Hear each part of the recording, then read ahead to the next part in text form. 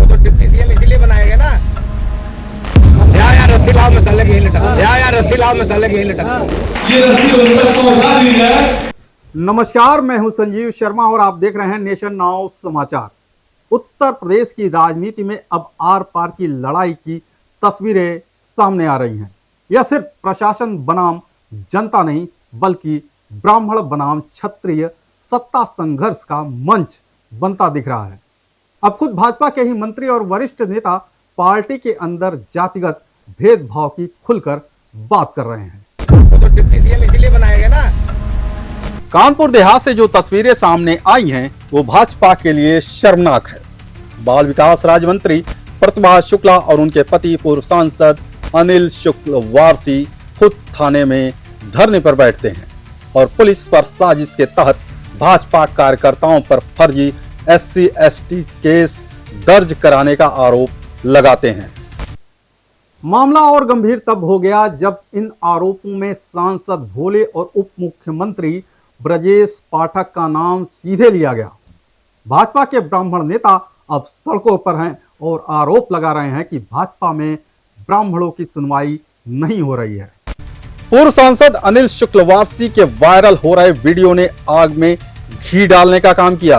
पहले वीडियो में वो उप मुख्यमंत्री ब्रजेश पाठक से बात करते हुए कह रहे हैं, आपको ब्राह्मणों की रक्षा के लिए डिप्टी सीएम बनाया गया था।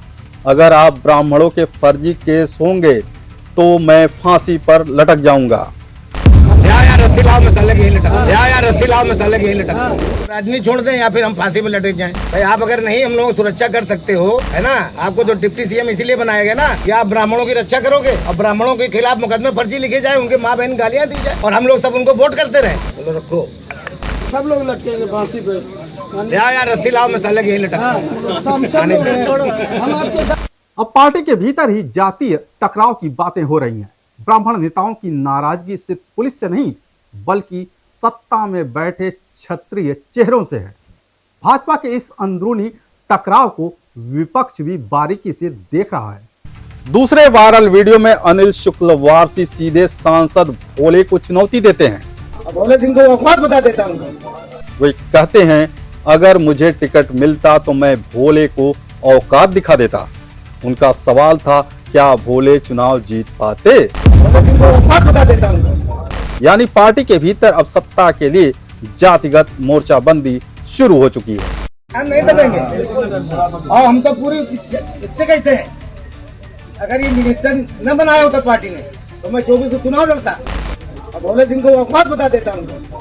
क्या बात कर रहे हो तुम? जीत पाते चुनाव? आप बताओ, जीत पाते? कहीं की जहाँ इतना हारे तो एक और ये भी हारता। लेकिन हमने जो है क्या नाम इनकी मदद की और अपील सबको किया कि नहीं, सब लोग वोट दो, पार्टी के मान सम्मान की बात है। तो उनके आदमी जो है गुड्डन सिंह जैसे लोग यहाँ बैठ के थाना चलाएंगे, क्या थाना वो चलाएंगे? अब सवाल यह है कि क्या भाजपा नेतृत्व इस जातीय घमासान को शांत कर पाएगा या फिर 2027 से पहले ब्राह्मण वोट बैंक पूरी तरह खिसक जाएगा? योगी सरकार में ब्राह्मण मंत्री की अनदेखी कहीं भाजपा के लिए भविष्य में भारी न पड़ जाए। यार रस्सी लाओ मसाले की लटक, यार रस्सी लाओ मसाले की लटक। ये रस्सी उन तक पहुंचा दी जाए। इस पूरे प्रकरण से साफ है कि पार्टी के भीतर सब कुछ ठीक नहीं है। ब्राह्मण बनाम क्षत्रिय टकराव अब सीधे मैदान में उतर आया है और प्रशासनिक अफसरों की भूमिका ने इस आग को और भड़काया है।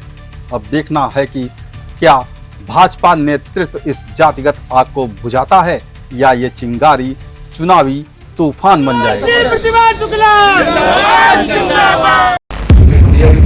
चला रहे, पैसा नहीं दिया सवाल नहीं मिलेगा।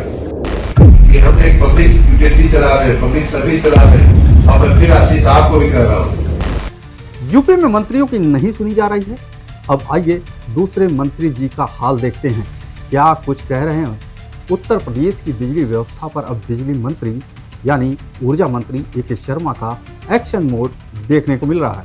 और अब जो है अब प्रार्थना का समय निकल गया है।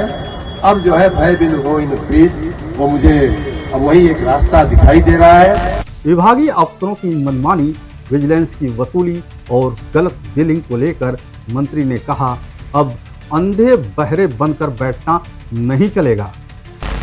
बिजली मंत्री खुद जिलों और ग्रामीण इलाकों का दौरा कर रहे हैं। जनता की शिकायतें सुनने के बाद जब हकीकत सामने आई तो अधिकारियों की क्लास लगाई गई। ए.के. शर्मा ने दो टूक कहा, जनता के प्रति जवाबदेही तय होगी वरना कार्रवाई तय मानी जाए।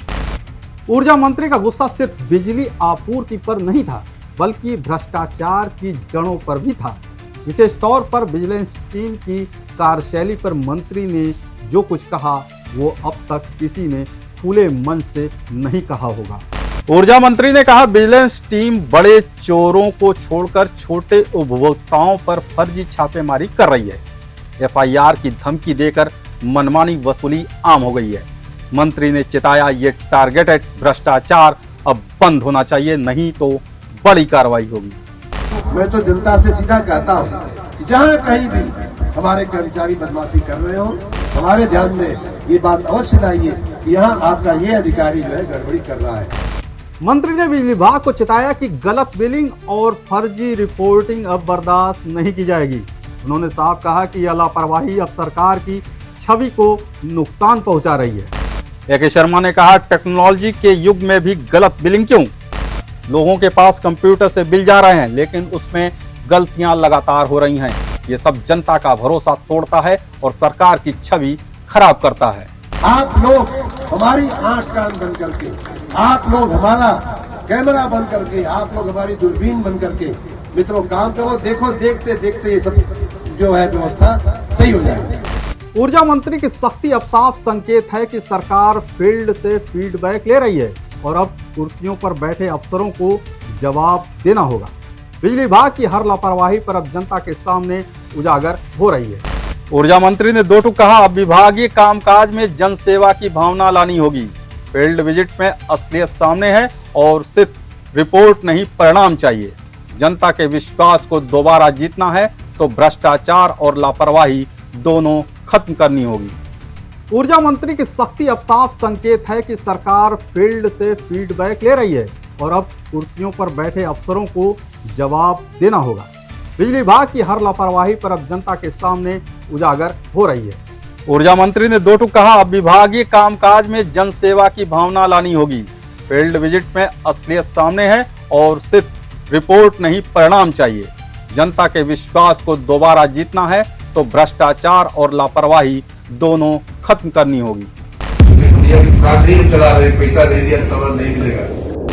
ये हम एक पब्लिक यूटिलिटी चला रहे हैं, पब्लिक सर्विस चला रहे हैं। और मैं फिर आशीष साहब को भी कर रहा हूँ, आज बहुत ही नाराज, बहुत ही दुखी होकर के यहाँ आया और मैं फिर आशीष साहब को भी कर रहा हूँ कि हम एक पब्लिक यूटिलिटी चला रहे हैं, पब्लिक सर्विस चला रहे हैं। ये कोई दुनिया की दुकान नहीं हम चला रहे हैं, पैसा नहीं दिया सामान नहीं मिलेगा, सामान उनको देना पड़ेगा।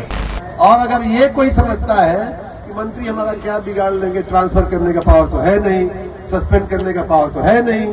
देखिए, एक फिर रामायण में से ही हम आप कथा बता देते हैं बिजली विभाग के उन सभी लोगों की, और जो लोग भी उनके साथ उनको प्रेरित करने वाले लोग हैं, उनको एक और किस्सा में रामायण से ही बता देते हैं।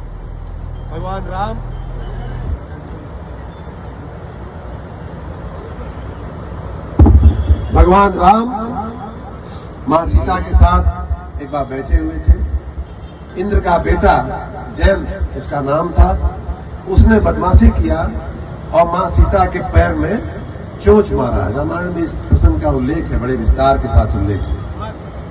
जयंत उसका नाम था, बदमाशी किया। ऐसा भी लोग कहते हैं कि वो देखना चाहता था कि भगवान में कितनी ताकत है।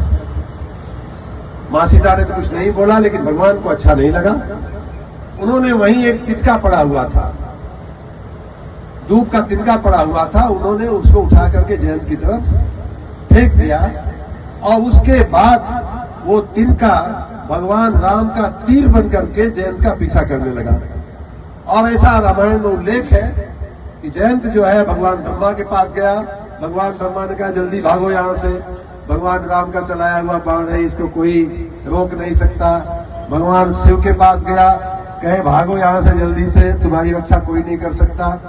परेशान कि अब तो मेरे प्राण चले ही जाएंगे, तो बीच में नारद मुनि मिल गए और कहे कि भाई देखो, तुमको इस पूरी सृष्टि में तुम घूम लिए, तीनों लोग घूम लिए, 14 भुवन घूम लिए, तुम्हारी रक्षा करने वाला कोई नहीं मिला। अब अगर तुम्हारी रक्षा हो सकती है तो भगवान के चरण में ही जाकर के तुम क्षमा मांगो, प्रार्थना करो, तब जाकर के तुम्हारी जिंदगी बचने की कुछ संभावना है। जयंत गया भगवान के यहाँ त्राहिमाम करके साष्टांग पड़ गया उनके चरणों में। माँ सीता को दया आ गई कि भगवान ये क्षमा कर दीजिए। और अब असली बात मैं कह रहा हूं कि तिनका जो होता है जब चल जाता है तो भगवान राम ने कहा भाई माफ तो मैं कर दिया, लेकिन इस बाण का क्या करूं? बाण जो छूट गया है वो तो कहीं ना कहीं कुछ न कुछ तो करेगा। तो जयंत की एक आंख निकाल ली गई थी। आप सभी लोग रामायण पढ़ने वाले, तो हम भी अगर तिनका छोड़ देंगे आपके पीछे तो यहाँ से दिल्ली तक आप भागेंगे, राष्ट्रपति भवन तक भी भागेंगे, तो आपको कोई नहीं बचाएगा, कोई आपको खड़ा नहीं रखेगा, कोई आपको खड़ा नहीं रखेगा। अगर आपको लगता है कि आप किसी के संरक्षण में बिजली विभाग को और आम जनता को परेशान करके आप सुरक्षित रह सकते हैं तो आपका बहुत बड़ा भ्रम है। हम जनता के लिए अपनी नौकरी छोड़ करके आए हैं और हम जनता के लिए हम कुछ भी करने के तैयार हैं, इसलिए किसी को शंका नहीं होनी चाहिए। तो बिजली की व्यवस्था हम मऊ जिले सहित पूरे प्रदेश में सही करने में लगे हुए हैं। और एक और बात कह दूं, ये देखिए माननीय सुधाकर भाई, पार्टी तो है उनकी, एक पार्टी तो है ही है, पार्टी है तो पार्टी के नाते कुछ न कुछ तो पार्टी वाले बोलते हैं।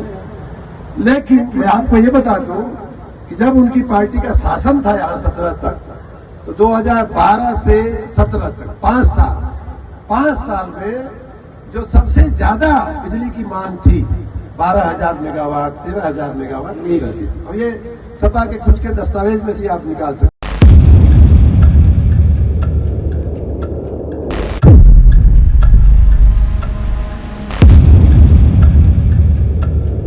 अब आपको तीसरा उदाहरण पेश करते हैं जिसको ब्राह्मण समाज के लोग राजनीति से जोड़कर देख रहे हैं।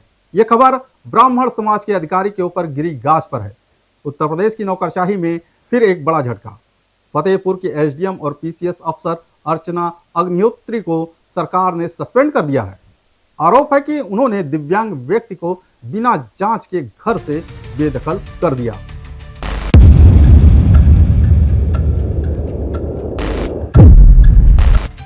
फतेहपुर के बरमतपुर गांव में दिव्यांग अनिल कुमार के घर पर तहसील प्रशासन ने बुलडोजर चला दिया। मामले में सामने आया कि एसडीएम अर्चना अग्निहोत्री ने बिना स्थलीय निरीक्षण के आदेश दे दिया। शासन ने इसे गंभीर प्रशासनिक लापरवाही मानते हुए उनके निलंबन का आदेश जारी किया है।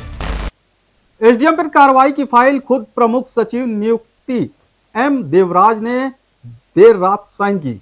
निलंबन के बाद पीसीएस अफसरों के बीच खलबली मच गई। संगठन अब सरकार से दो टुक बात करने की तैयारी में है। निलंबन के बाद अर्चना को राजस्व परिषद से संबद्ध कर दिया गया है। साथ ही लखनऊ मंडलायुक्त को पूरे मामले की जांच सौंपी गई है।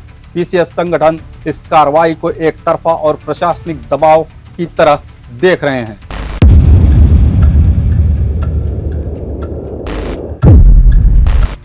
इस कार्रवाई ने यूपी की नौकरशाही में फिर बहस छेड़ दी है। अर्चना अग्निहोत्री अकेली अफसर नहीं है जिन पर गाज गिरी हो, क्योंकि सरकार अब तक कई आईएएस और पीसीएस अफसरों को सस्पेंड कर चुकी है। नवंबर 2024 में लखीमपुर खीरी में जमीन की पैमाइश में देरी पर 1 आईएएस और 3 पीसीएस सस्पेंड हुए। जुलाई 2025 में पीसीएस अफसर अरविंद सिंह को ट्रांसफर के बाद कार्यभार न संभालने पर हटाया गया। मार्च 2025 में आईएएस अफसर अभिषेक प्रकाश पर भ्रष्टाचार का आरोप लगा तो सरकार ने तत्काल निलंबन का फैसला लिया।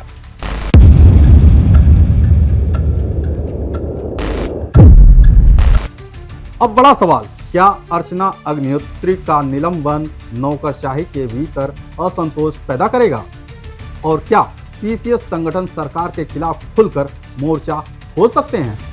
मामला अब सिर्फ एक निलंबन का नहीं रहा, बल्कि पीसीएस बनाम ब्यूरोक्रेसी और प्रशासनिक जवाबदेही बनाम राजनीतिक दबाव जैसे सवाल उठने लगे हैं। देखना होगा पीसीएस संगठन अब किस अंदाज में सामने आते हैं और सरकार इस बार कैसे बैलेंस बनाती है।